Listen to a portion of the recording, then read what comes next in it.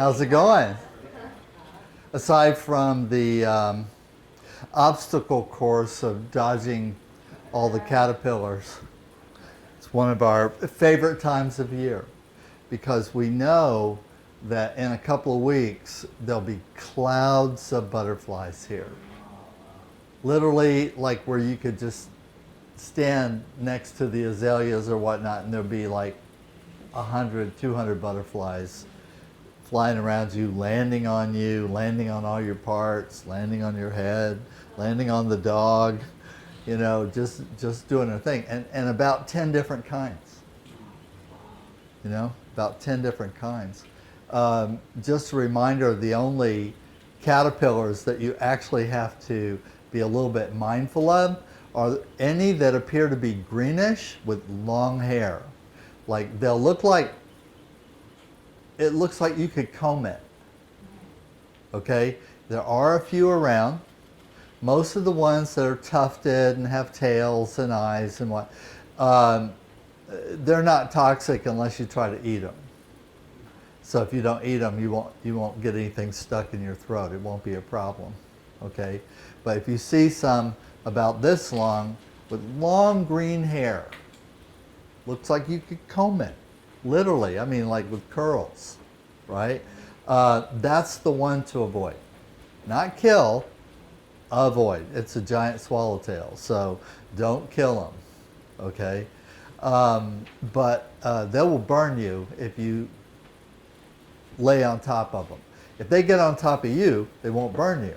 But if like there was one on your arm and you smacked it, you'll get a toxic reaction, you'll get a burn. Okay, and in worst case scenario, depending on how sensitive you are, it could look like a cigarette burn. Okay, so those are the only ones I'm mindful of. All the rest, I'm just like, it's a nuisance. But it's perfectly okay. Since we got here, we have been cultivating and planting bushes and trees and flowers. In fact, all the flowers that you see, we planted. All the azaleas, everything that you see, we put here for the butterflies. That was the whole point. Butterflies and bees. We put them here for the butterflies and bees. So you might see some bees too. Okay? Because we're so close to Withlacoochee State Park, which is where most of the wild beehives are, that bees can collect up to 20 miles away. So some of the bees that we see here, some of the honeybees that we see here, are actually from 2, 3, 4, 5 miles east of us and slightly north of us in the Withlacoochee State Park. That's where Green River Honey Company has their hives and where we get all of our raw, unfiltered, unpasteurized honey from. Okay, our honey mud. We get our honey mud mostly from Green River. Okay, and it's medicinal. I would put it up, you know, maybe scientifically it might not have quite the amount of antioxidant properties of Manuka honey from, you know, from New Zealand, okay? But I actually have Manuka honey, okay? But I'm not buying any more. Why? Because I bought it and I taste it and I test it and I sampled it in comparison with the honey that we have locally, and personally I can't tell any difference in quality. I think what we have here is every bit as good as the Manuka honey. That's number one. Number two is that Manuka honey has an insane carbon footprint. It's insane. It's insanity.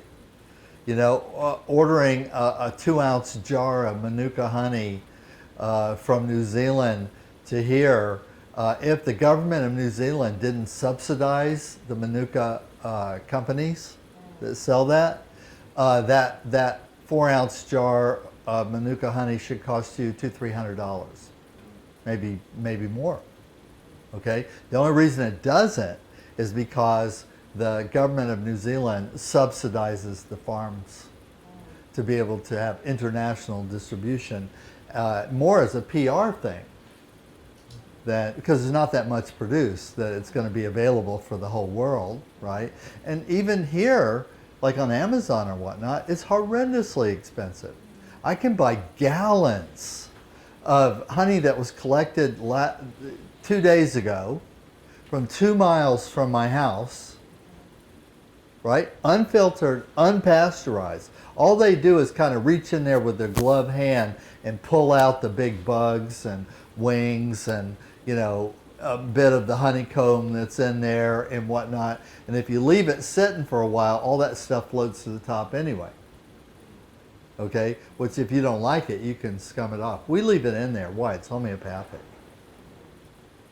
It's part of the bees' microbiome, is the critters. And that's also part of why the honey is good for you. Right? Anyway, so why do I say that? Well, because one of the things I'm going to talk about for a little bit, one of the most valuable, in my opinion, adjunct therapies or adjunct to a holistic practice of any kind is the ability to address, fight, and conquer infections. Address, fight, and conquer infections. Address, fight, and conquer, remediate, relieve, reduce the consequences of being exposed to an infectious agent, regardless of what it is. Don't care bacterial, don't care viral, don't care, don't care, don't care. It's irrelevant. The only thing that matters between virus and bacteria is it enables you to have a little bit more specific strategy. But FYI, and aside from 10,000 years of anecdotal evidence and use, so for example, jars of honey that were still edible being found in Tutankhamun's tomb, still edible, still usable. Why? Because it was unfiltered, unpasteurized, unadulterated, kept in a cool, dark place in a sealed container. Honey will last forever. Thousands of years. We actually don't know how long honey will last before it goes bad if it's properly stored. See, notice the caveat, properly stored. Okay? Not in sunlight, not too hot, because you don't want to cook it. That's pasteurization. The hotter it gets, the less the benefits. But all the benefits in bacteria are not, in honey are not from the bacteria in the honey. They're actually also from the pollen. See, right now, the honey that we get, like if I go to, and where do I buy my famous, like my Green River, and there's a couple of other local beekeepers. Even in our neighborhood, there's a beekeeper. I go to the farm supply. I don't go to Whole Foods. I don't go to the grocery store. I don't go to the health food store, because every step along the way from the farm is a markup. And if you're going to be using anything in bulk like honey, whether for yourself or for your clients, then you want to get the best quality that you can afford that is locally sourced. And then you want to get that locally sourced honey after it has gone through as few hands as possible. If you have a local beekeeper and you know their address, right? Phone number, address, right? Sometimes if you look on the bulletin boards in the feed stores, there'll be business cards for honey people. Okay? So what you do is you call them up and say, hey, you got any honey? And they go, how much you want? I go, a gallon, 2, 3 gallons. And they're like, yeah, we got it. How much is it? And then whatever they tell me is going to be half what it is in the health food store. Half. Why? Because they don't have to sell it the price they sell it to me, and then I have to make 30%, 40% markup. I have to. Cannot not do that. By the way, you have to do that.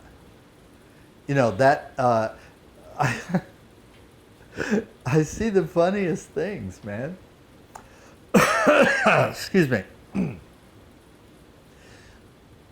I don't even mind this is on the video. I watched a video of AOC giving her learned professory opinion about the difference between capitalism and the benefits of glorious communism, and which is recent. She just did this like yesterday, day before, okay? And so she was like, you don't even have to understand capitalism because you're not a billionaire, so it doesn't matter to you either way.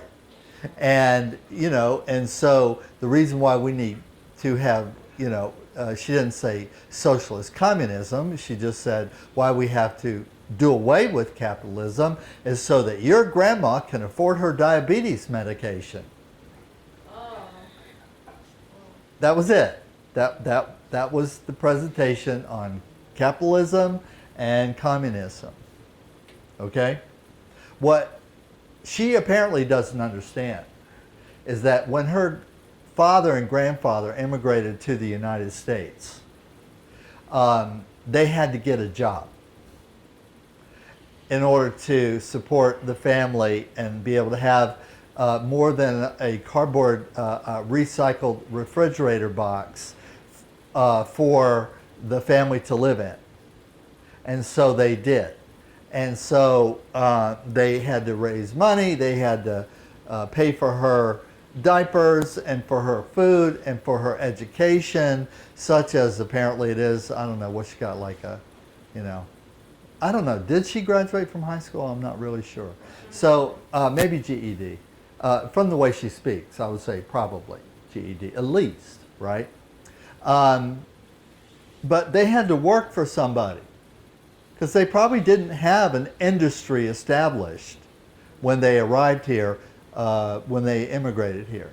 They had to work for somebody. That somebody would be called a capitalist. Okay? Now here's another thing. They saved up money and bought a house. That's capitalism. See, in a communist system, you can't save up money and buy a house, right? Because you don't have what the government doesn't give you. And if the government has available housing and massive high-rise buildings that they're going to give you, some free rent, you know? No way they're going to give you more than that so that you can move out and buy a house. Not going to happen. It has actually never happened, okay? In the countries that completely are socialist, communist countries, they don't give away houses, okay? They put you in, you know, high-rise buildings with 10,000 other poor people, right? Everyone's the same, except for the oligarchs on their yachts. But everyone else is the same. All the poor people are the same.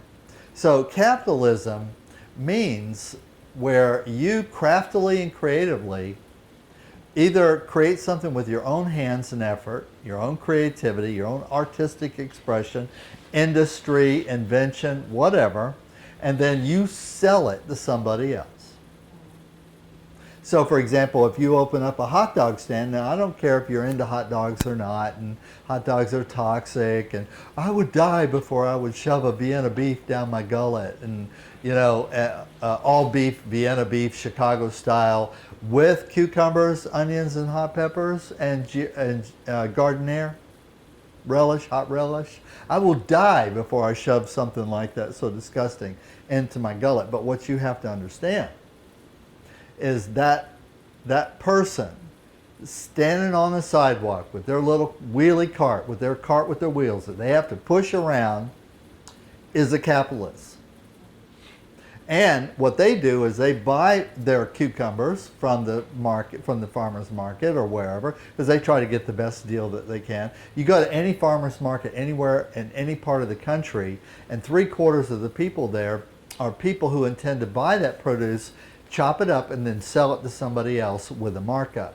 That's how they make their living. Sometimes we call them vendors, sometimes we call them caterers, sometimes we call them restaurants, sometimes we call them churches and homeless shelters and so on. But they actually have to mark up what they craft in order to sell it, because not even a homeless shelter can operate on a zero margin, because even homeless shelters have mortgage and rent, and if they're large enough, paid employees. Where does that money come from? You think it's all from donation? Well, obviously you've never worked for a nonprofit. Obviously.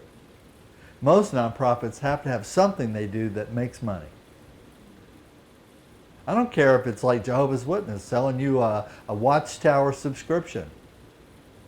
Most have to have something they do to make some money. And as a therapist, you have to make a living. And really, in my opinion, okay, up until 2 years ago, I said you had to make a good living. And I no longer say that. Why?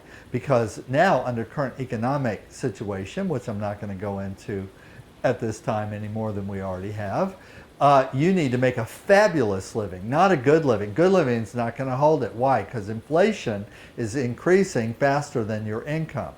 And if you're already not projecting how you're going to increase your income this year by 20 or 30%, if not double it, you are already behind. You are already losing money. You are already losing savings. And if you're a therapist, call yourself a healer, therapist, holistic practitioner of any ilk, I don't care what the prefix is. I'm not biased, okay, in that way. If you're not making a really good living, which means you also have money for two other things, not only to cover your own living expenses, which G.I. Gurdjieff called to pay for the cost of your rising. So me just paying my housing and my food and my, things I have to have just to take up space in the world, that's not heroic. That just means I'm not a burden on my neighbors. That I'm not a burden on my community.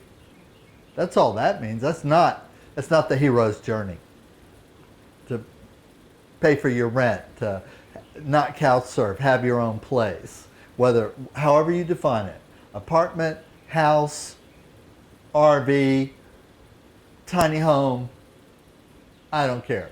But if it's not yours, then whatever, you're taking up space on somebody else's dollar. You're taking up space on somebody else's generosity if it's not yours. Okay? So just covering your expenses of life, clothing, food, shelter, transportation, whatever, not heroic. So a lot of therapists, a lot of holistic therapists think that they're heroes because they can make a rent payment doing their therapy. And see, that's because they were not very well educated. See, I'm not being critical in the sense of calling them ignorant, although technically they are ignorant because they weren't told, no, that's step number one. You've got to get self-sufficient as quickly as possible. 1 to 3 months after graduating from school. 1 to 3 months. If you're not self-sufficient in income-wise doing what you learned in school, there's only two possibilities. One, the school was fluffy, or two, you didn't apply anything you learned in school. It could be a combination of both. It's never where you live. It's never the market. It's never the community that you live in. Can't blame them. Why? Because all of God's children need therapy. Just say it after me. All of God's children, need therapy. All right, so that means there's an opportunity wherever there are God's children. So where on the planet Earth is not a good place to have a therapeutic practice? Where God's children are. Well, no, let's say this. Let's like wilderness. Sahara, wilderness.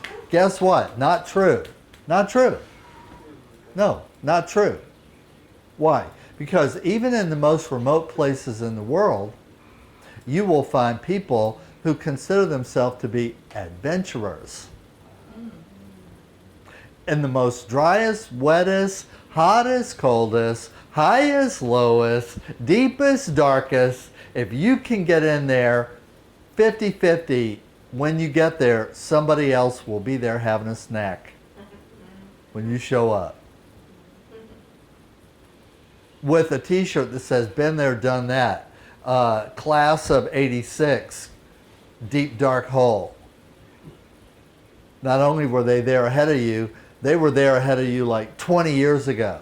It's like an annual thing to go to the most remote, deepest dark. You know, there are people who climb Mount Everest every year.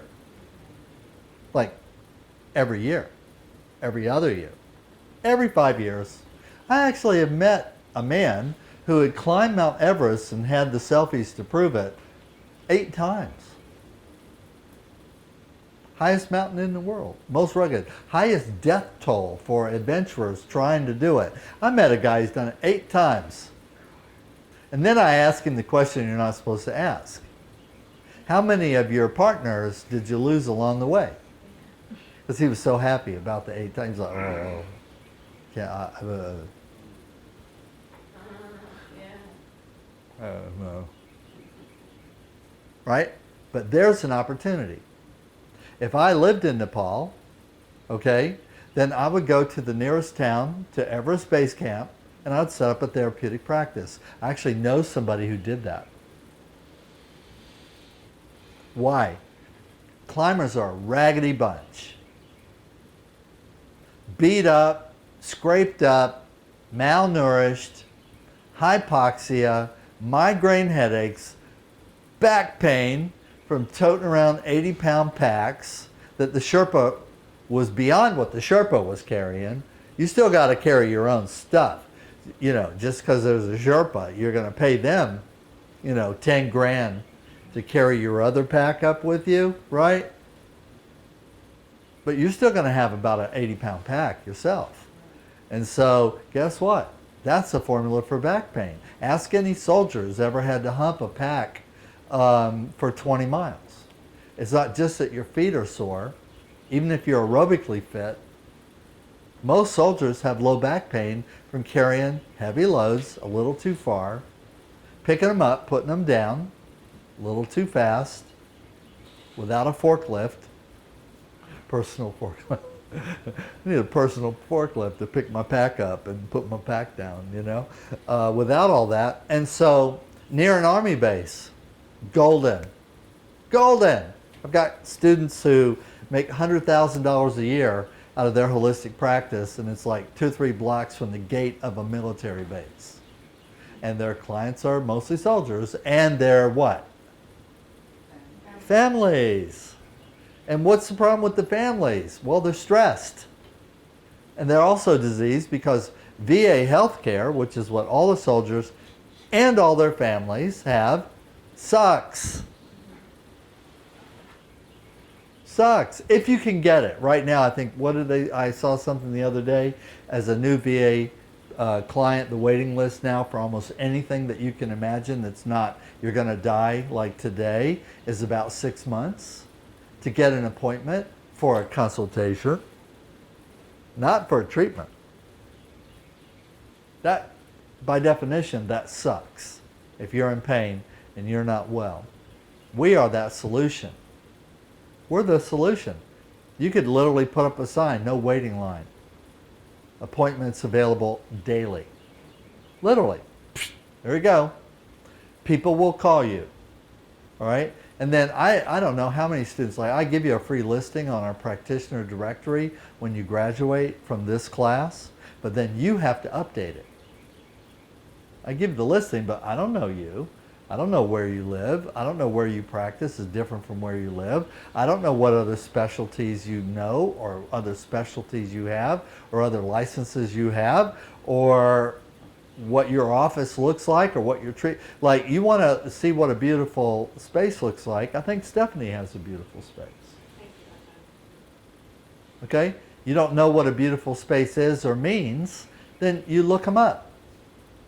And then you craft your own. Apply those 4 principles of Bruce Lee mastery to your office space, and then have a little space. It could be in your house, it could be in the backyard, it could be in a converted storage building or tiny house, it could be in a toy hauler. That's my new thing last year, was I convinced a couple of gullible students who were living out of their RVs to actually buy toy haulers instead of RVs, or trailer a toy hauler with their RV.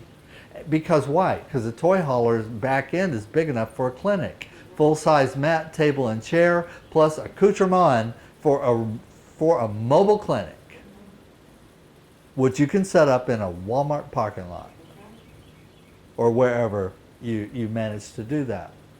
And there are some students who are on the road as we speak, going to festivals, set up mobile clinic at festivals, sporting events, road races, motor races, drag races. And also, anywhere you'll see a vendor for CBD oils now, which by the way is kind of like everywhere, you could just set up right next door to them. Because what is CBD? Holistic medicine. So what if they're doing okay in a place like that? Why wouldn't you? At least for the people who are local. I have students who set up booths in nudist resorts. Nudist resorts. Okay? Unconventional, but guess what? Naked people need therapy too. And here's the interesting thing. People at nudist resorts have money. Because they're expensive. No broke-ass people are in the nudist resort. It's not a broke naked butt. No, check it out. I'm not making it up. I'm not telling you to go get naked, although, I don't know, it might be good for you. Okay, crack some eggs. Right? I'm a life chef, not a life coach. Because I want to break some eggs. And then I want to whip them up into various life souffles. Okay, so I'm telling you, these are some secrets about the practice. All right, here's another thing. So I have successfully operated clinics, my own self, and been partners in clinics in 4 countries for 35 years. And I can tell you I've got a pretty good idea of some things that work and a pretty good idea of things that don't. And so that I try to share that whenever I get a chance. Now all this stuff, it looks like stuff, this accoutrement is only part of my repertoire, okay? And we'll have to break it up because I'm not going to spend the whole day talking about this, which I could, okay, easily, okay? But all successful clinics and Ayurveda, and who's been to an Ayurvedic hospital? Anybody here? I mean a real one, an Ayurvedic hospital run by Ayurvedic doctors, doing treatments for cancer, heart disease, diabetes, eczema, psoriasis, delivering babies, doing postnatal care, geriatrics, tropical diseases, chikungunya, typhoid, typhus, malaria, diphtheria, cholera, yellow fever. No? Nobody? Well, if you go to one, they mostly look like any other hospital you've ever been. Mostly, if they're in tropical countries, they'll be more open. They might not have screens on the windows. They might not have air condition. But essentially, as far as construction, layout, and so on, they look kind of like a hospital anywhere else in the world, even in Smyrna, Georgia. Like a clinic in Smyrna, Georgia, but they don't have air conditioning. Okay? They've got labs, they've got treatment rooms, they've got, they will have a certain number of beds. Depending on the hospital, they may or may not have emergency care. And surgeons and doctors that are qualified to do surgery and to do things like that. And they will be able to interpret labs and x-rays and MRIs and blood tests and urine tests and so on and so forth from English hospitals or Western hospitals. The doctors will be expert in that. The Ayurvedic doctors know how to read an x-ray. Ayurvedic doctors know how to read an MRI. Ayurvedic doctors are required to know how to read a blood panel. They're familiar with chemistry, biochemistry, pathologies of various kinds. And to get licensed as a primary care physician, Ayurveda in India, you have to have a graduate degree in surgery. It's called BAMS. So all of my Ayurvedic friends from India who are licensed Ayurvedic doctors from India are BAMS. They have a bachelor's in Ayurveda, medicine, and surgery. And then not listed there, but it'll be a separate initials, they will also have an ND as classical Indian naturopath, which means that the herbology, homeopathy, biochemic salts, gem therapies, light, sound, all the 51 modalities of naturopathy. And so when you go to their clinic, like you go to my friend Dr. Hubert's clinic, who provides us one of our Ayurveda programs, okay, he's on staff at our college, right?